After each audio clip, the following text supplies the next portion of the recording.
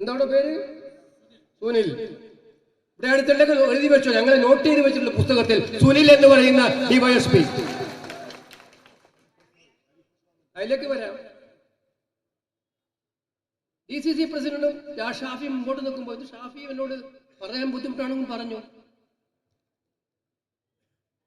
2000 പേരുടെ ജാഥ ഇവിടെ നിൽക്കുകയാണ്, ജാഥ മൂവ് ചെയ്യണം. അതും പോലീസിന്റെ പെർമിഷനോട് കൂടിയുള്ള ജാഥയാണ്, നടത്താൻ അനുവാദം കൊടുത്തിട്ടുള്ള നിയമപരമായിട്ടില്ല.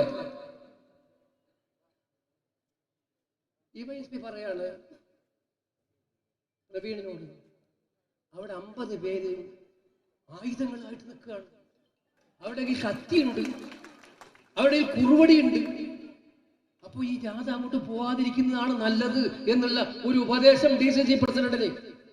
ഉളുപ്പുണ്ടോ കാക്കിക്കുപ്പായിട്ട് നടക്കാൻ? ഉളുപ്പുണ്ടോ? നിങ്ങൾ സംരക്ഷണം കൊടുത്തൊരു ജാഥ നടപ്പിലാക്കുന്നതിന് ആരെങ്കിലും എതിർക്കുന്നുണ്ടെങ്കിൽ, 50 പേരുണ്ടെങ്കിൽ, ഇവിടെയാണോ കാവല് വേണ്ടത്? അല്ല 50 പേർക്കാണോ നിങ്ങൾ കാവൽ നടത്തേണ്ടത്?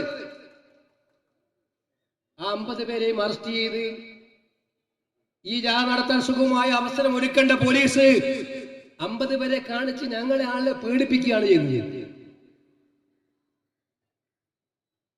അപ്പൊ നിങ്ങൾ തീരുമാനിച്ചിട്ടുണ്ട് കോൺഗ്രസിന്റെ ജാഥ, UDFന്റെ ജാഥ നടത്താൻ പാടില്ല.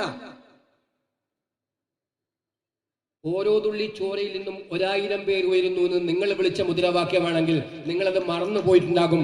പക്ഷെ ഞങ്ങൾ ഇവിടെ പറയാൻ ആഗ്രഹിക്കുന്നു, ഞങ്ങളുടെ സഹോദരന്റെ ഓരോ തുള്ളി ചോരയ്ക്കും 1000 ഇരട്ടിയായി ശക്തമായിട്ടുള്ള വികാരവുമായി ഈ നാടിന്റെ യഥാർത്ഥമായിട്ടുള്ള സമ്പത്ത് സംരക്ഷിക്കാൻ, ഈ നാടിന്റെ യശസ് സംരക്ഷിക്കാൻ വേണ്ടിയുള്ള പോരാട്ടവുമായി ഞങ്ങൾ മുന്നോട്ട് പോകും.